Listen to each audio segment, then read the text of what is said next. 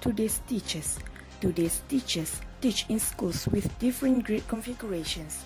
They teach in different subject matter and specialized area, and they teach students with different types of learning needs. Teachers were once issued a specific curriculum to teach and a set of instructions on how to teach it, using the same method for all students. In today's world, a teacher's role is quite multifaceted. Their job is to counsel students, help them learn how to use their knowledge and integrate it into their life so they will become valuable members of society. Pre-K teachers. Pre-kindergarten teachers, also called pre-K or preschool teachers, instruct children under the age of 5 using creative methods such as art, music, and hands-on learning. They also introduce reading and writing to their classes and help children develop language skills. Elementary teachers. An elementary school teacher is a person trained to educate children from pre-kindergarten to 5th grade. They are responsible for the educational and emotional growth of children in a classroom setting, as well as managing the materials and resources using for educating them. Middle school teachers. Being certified as a middle school teacher can make you very appealing to elementary schools who need more teachers for their 5th, 7th, and 8th grade students. The same is true of private schools, very few of which are exclusively dedicated to the middle grades. High school teachers. High school teachers educate students in grades 9 until 12. They typically specialize in a specific subject like math or English. These professionals are generally required to have a bachelor's degree and state license in order to teach in a public school.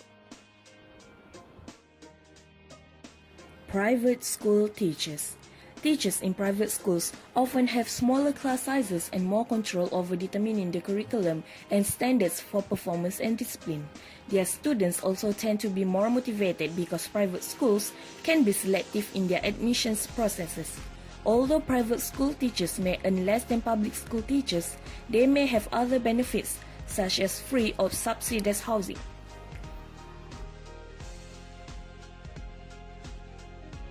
Charter school teachers. Charter schools are independent public schools that are not bound by many of the same regulations as traditional public schools. This increased autonomy helps them achieve the specific missions on what they are founded. They are established in their communities alongside existing public schools and sometimes even inside them. Admissions is open to all students and usually conducted by lottery because the purpose of a charter school is to offer an alternative option for education to everybody. Alternative school teachers. Alternative school are under general supervision, provides individual and group instruction in academic subjects, physical education, and other selected subjects to students enrolled in juvenile court or community school programs, perform related duties as assigned. Magnet school teachers. A magnet school offers a curriculum that focuses on a specific area such as performing arts, mathematics, science, international studies, or technology. Magnet schools, which often draw students from a larger attendance area than regular schools, are frequently used to promote voluntary desegregation. Teachers in specialized areas. Some teachers, regardless of level, teach in specialized areas such as art, vocational education, music, or physical education. Others teach in areas differentiated according to the learning needs of students in various groups. For example, special education teachers who specialize in teaching students with disabilities or special needs. Other teachers specialize in teaching students whose first language is not English, often called English Language Learners (ELLs). Art teachers. From elementary school through high school, art teachers teach students the visual arts, painting, sketching, designing, and sculpting, for instance. Art teachers may specialize in teaching one or more areas of art, such as illustration, art history, or commercial art, and at times they may organize student art contests or arrange for student artwork to be exhibited. Music teachers instruct students in vocal or instrumental music and foster music appreciation. Elementary and secondary school music teachers often direct the school chorus, choir, orchestra, or marching band, as well as give group and private lessons. Some music teachers work in schools from elementary to high school levels and teach many students. Vocational education teachers, sometimes called vocational or technical education, to train students to work in fields. They often teach courses that are in high demand by area employers who may provide input into the curriculum and offer internships to students. Many vocational teachers play an active role in developing and overseeing these internships to prepare students for the real world of specific vocational or technical careers. Vocational education teachers use a hands-on approach to teach academic and vocational skills. Physical education teachers instruct and supervise school students in sports and other physical fitness activities. They teach the basic skills, techniques, and rules associated with a wide range of team and individual sports and encourage students to lead a healthy and active life. In most schools, PE teachers are responsible for organizing and coordinating annual athletics, swimming, and cross-country sports carnival, both within the school and in competition with other local schools. Special education teachers work with students who have a wide range of special needs and disabilities. These specially trained educators create and apply appropriate curricula and assign activities that are specific to each student's abilities and needs, also involve themselves in each student's academic, social and behavioral development. Patient, understanding educators dedicated to giving each individual student the tools and guidance needed to help them maximize success. Teachers of English language learners work with ELLs or those students for whom English is not their primary language. ESL teachers most often educate students with whom they do not share a common language. What do teachers do in the classroom? Teacher as a role model for students. There are many reasons why students think of teachers as role models.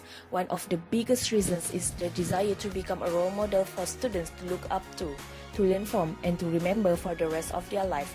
Everyone has felt the power and lasting presence of an effective teacher who also had a bigger impact. Whether it's learning the value of community service, discovering a love for a particular subject, or how to tap the confidence to speak in public, teachers are the ones who light the way for us in this world. Teacher as a spontaneous problem solver. In the classroom, teachers must respond to unpredictable events that are rapidly changing, multidimensional, and fragmented. When teachers are preparing to teach or reflecting on previous teaching, they can afford to be consistently deliberate and rational. Planning for lessons, grading papers, reflecting on the misbehavior of a student, such activities are usually done alone and lack the immediacy and sense of urgency that characterize interactive teaching. While working face-to-face with students, however, you must be able to think on your feet and respond appropriately to complex, ever-changing situations. You must be flexible and ready to deal with the unexpected. Teacher as a reflective thinker. Teaching involves a unique mode of being between teacher and students, a mode of being that can be experienced but not fully defined or described. However, a journey to become a teacher will gradually develop our capacity to listen to students and to convey an authentic sense of concern for their learning.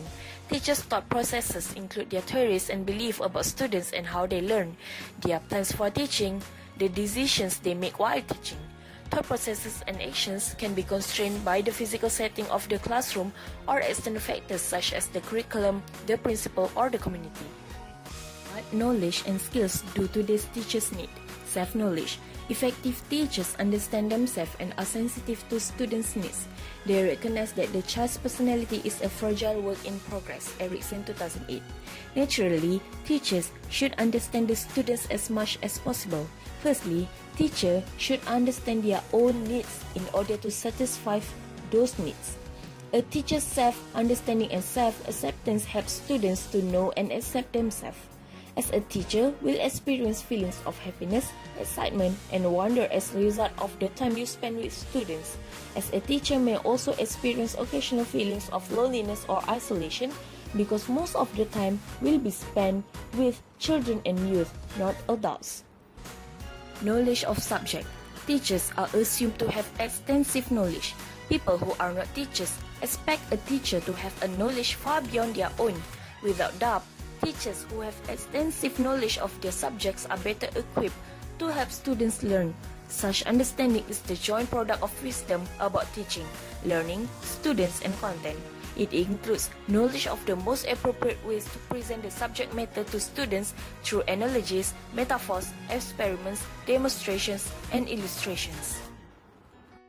Knowledge of how to integrate technology into teaching. As a teacher, should be expected to know how to integrate technology into teaching and throughout the teaching career, and will be expected to be familiar with newly emerging technologies and how they can be used in the classroom.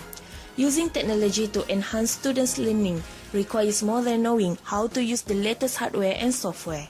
Conducting classroom demonstration augmented with multimedia, using presentation graphics to address students' varied learning styles, and designing lessons that require students to use technology as a tool for inquiry should be nature for teachers.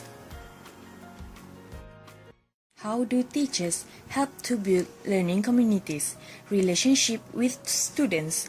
Improving students' relationships with teachers has important, positive and long-lasting implications for both students' academic and social development. Solely improving students' relationships with their teachers will not produce gains in achievement. However, those students who have close, positive and supportive relationships with their teachers will attain higher levels of achievement than those students with more conflict in their relationships. Relationships with colleagues and staff. Your relationships with your fellow teachers are likely to last far longer than any of your relationships with students. Even though we spend the majority of our time, care, and attention on fostering positive relationships with the student we see every day, it is just as important that we spend time relationship building with our colleagues. Relationships with parents or guardians. Positive parent-school communications benefit parents.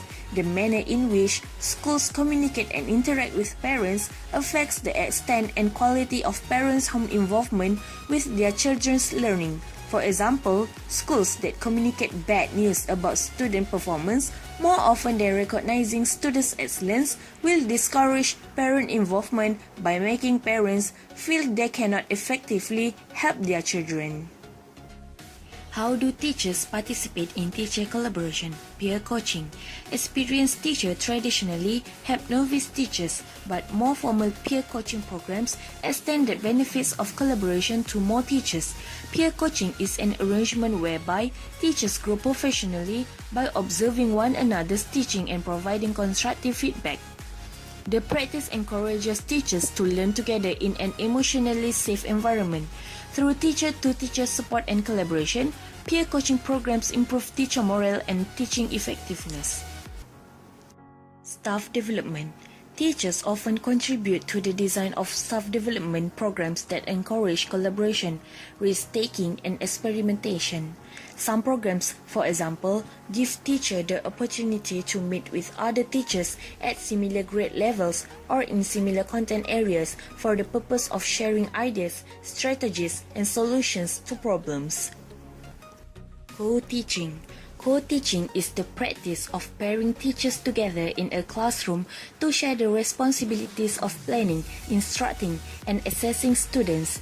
In a co-teaching setting, the teachers are considered equally responsible and accountable for the classroom. Co-teaching is often implemented with general and special education teachers paired together as part of an initiative to create a more inclusive classroom. Parallel teaching. In the parallel teaching model, the teachers divide the class into two groups and they instruct each group with the same content simultaneously. In this arrangement, the smaller groups allow closer supervision and more opportunities for interaction between the students and teacher. Alternate teaching. In this method, one teacher handles a larger group, while the other teaches a small group who need specialized attention and additional supports. To what extent is teaching a full profession?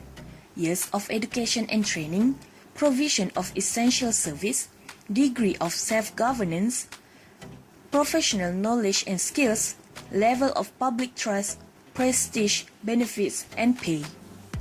To what professional organizations do teachers belong? The National Education Association, the American Federation of Teachers, the NEAFT Partnership, other professional organizations.